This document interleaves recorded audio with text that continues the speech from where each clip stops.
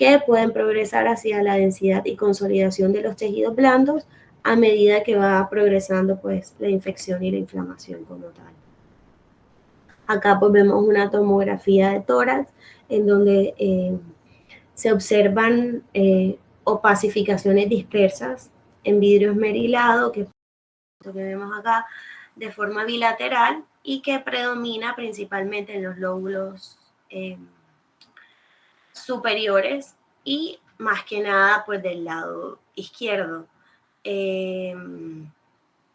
Asociado a esto vemos que hay como pequeños quistes dispersos en el parénquima y bueno, acá no está, pero en la ventana de mediastino podemos ver que no habían como adenopatías, no hay nódulos, tampoco hay derrame pleural. Y como conclusión de esta tomografía, pues bueno, puede ser que la apariencia de los pulmones es inespecífica y que se puede relacionar a un proceso inflamatorio, una infección atípica, por cualquiera pues, de los microorganismos que mencioné previamente.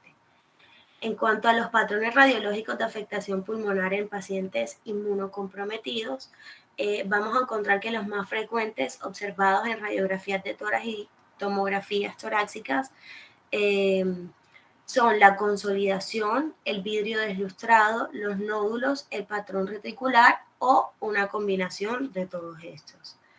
Entonces, hablando pues de las consolidaciones, la mayoría de las consolidaciones pulmonares en estos pacientes inmunocomprometidos van a ser de origen bacteriano. Acá arriba tenemos una radiografía de tórax en donde vemos una consolidación pulmonar, es esta que está acá, producida por neumonía lobar del lóbulo inferior izquierdo, que está producida, por la legionela. De este lado tenemos una tomografía en donde vemos pues ya múltiples consolidaciones pulmonares de pequeño tamaño producidas por bronconeumonía en un paciente que tiene un antecedente de leucemia linfática crónica.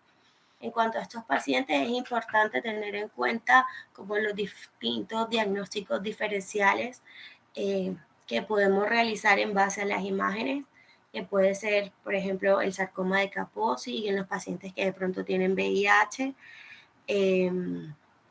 y en procesos infecciosos virales es muy raro de pronto que veamos como este tipo de consolidaciones o en general ver consolidaciones. Acá tenemos otro ejemplo.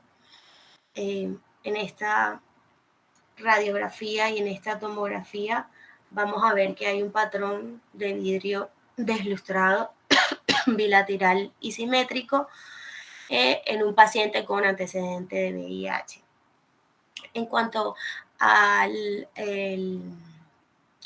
neumocitis Hirovechi, vamos a encontrar que la presencia de opacidades en vidrio deslustrados en estos pacientes que están inmunocomprometidos, el diagnóstico diferencial va a ser muy reducido y principalmente como que se va a ocasionar por una infección oportunista.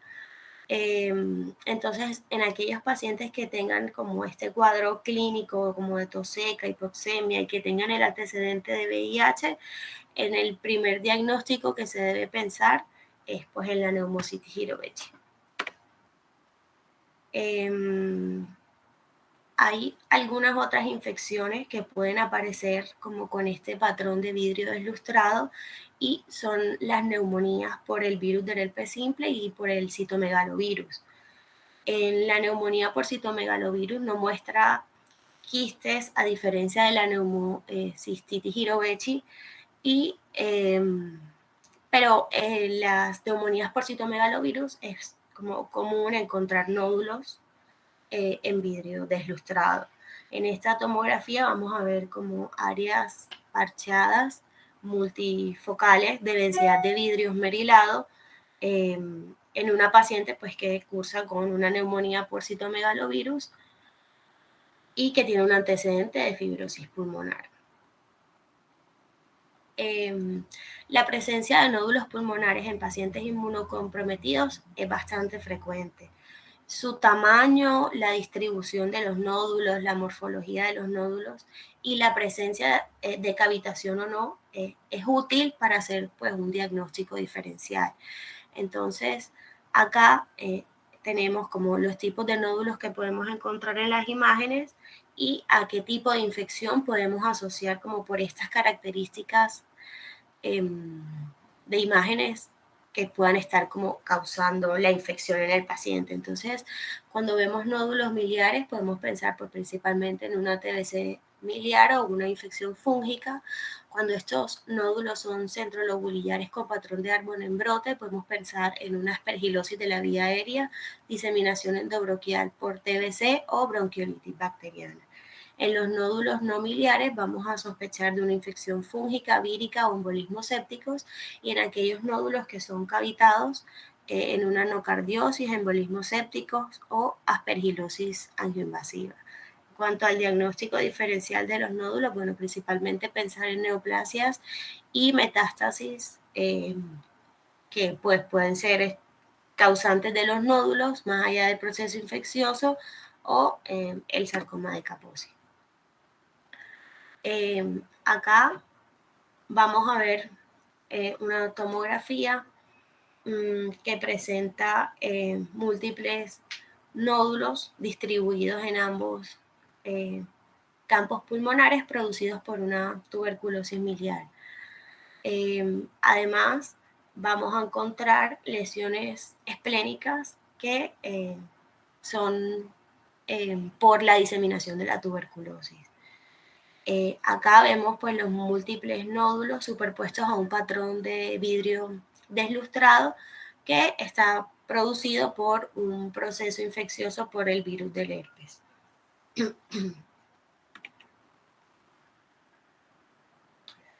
Bueno, acá vemos nódulos pulmonares múltiples, que son pues estos que están acá, en un paciente con una aspergilosis angioinvasiva. Y de este lado podemos ver un nódulo pulmonar con cavitación en semiluna que está producido también por la aspergilosis. Igual más adelante tengo otra imagen en donde se explica como bien este tipo de nódulos y este signo pues de la semiluna que se hace ahí. Ahora hablando pues de esta tomografía vamos a encontrar un patrón reticular, este que está acá, que está superpuesto sobre el patrón de vidrio deslustrado, que está evidente pues en el lóbulo superior izquierdo. Este patrón se da como por un engrosamiento septal intralobulillar e interlobulillar y que por lo general nos va a indicar que hay un edema intersticial. También este patrón reticular lo podemos ver en procesos de neumonía bacteriana, procesos de bacterias atípicas, fúngicas y víricas. Entonces, como está presente principalmente en cualquier tipo de neumonía, es como bastante difícil hacer el diagnóstico diferencial. Bueno, acá tenemos patrones radiológicos de las neumonías en inmunodeprimidos. Entonces, cuando estamos hablando de una neumonía o sospechando de una neumonía bacteriana, los signos más frecuentes en la tomografía van a ser las consolidaciones segmentarias y no segmentarias y patrón de árbol en brote. También podemos ver opacidades en vidrio deslustrado. Cuando hay sospecha de neumonías fúngicas, lo más frecuente que vamos a ver es el signo del halo y grandes nódulos o masas y también consolidaciones segmentarias y no segmentarias. Y en neumonías víricas, lo más frecuente que podemos ver son opacidades difusas y parchadas en vidrio deslustrados o pequeños nódulos y consolidaciones también.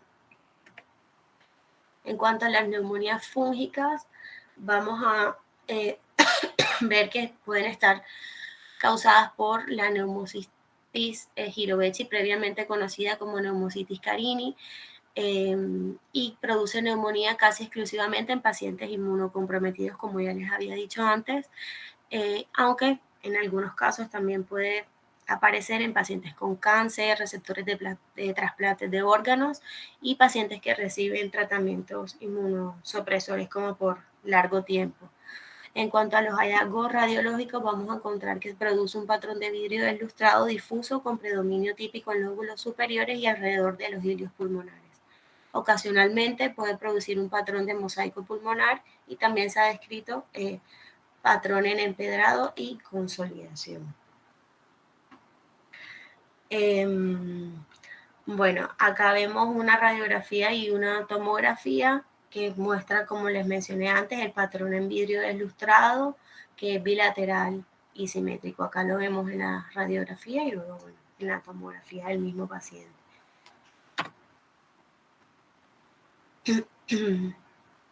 Acá vemos lo mismo, una tomografía en un paciente con poliangiitis con granulomatosis que cursa con una infección por Pneumocystis jirovecii.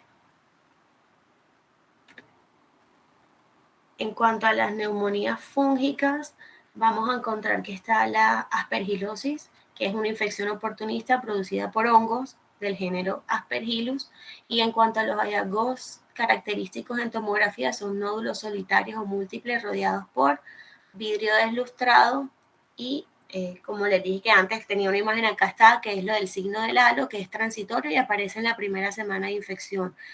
Es importante como hacerle seguimiento porque en base a que va evolucionando la infección, como que estos nódulos pues van cambiando su tamaño y su forma. Acá tenemos una paciente de 55 años con leucemia aguda mieloide y neutropenia febril que nos muestra nódulos pulmonares con un halo producido pues por la aspergilosis, que son estos nódulos que vemos acá. Esta es la evolución de los nódulos. Entonces vemos que en la primera semana va a aparecer el signo del halo y que estos nódulos pueden crecer o triplicar su tamaño rápidamente en la primera semana.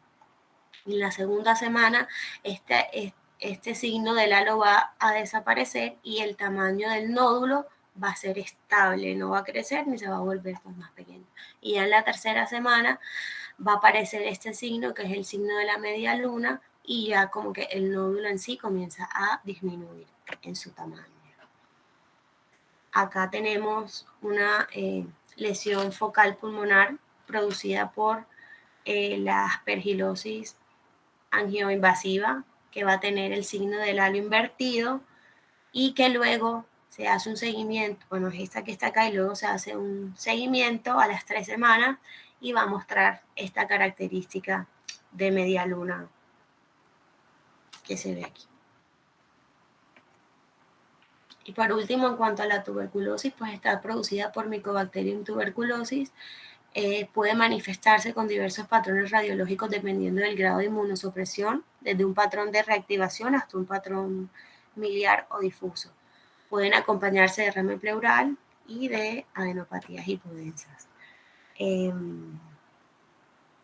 Acá tenemos un paciente con VIH que presenta una lesión cavitada en el segmento superior del lóbulo del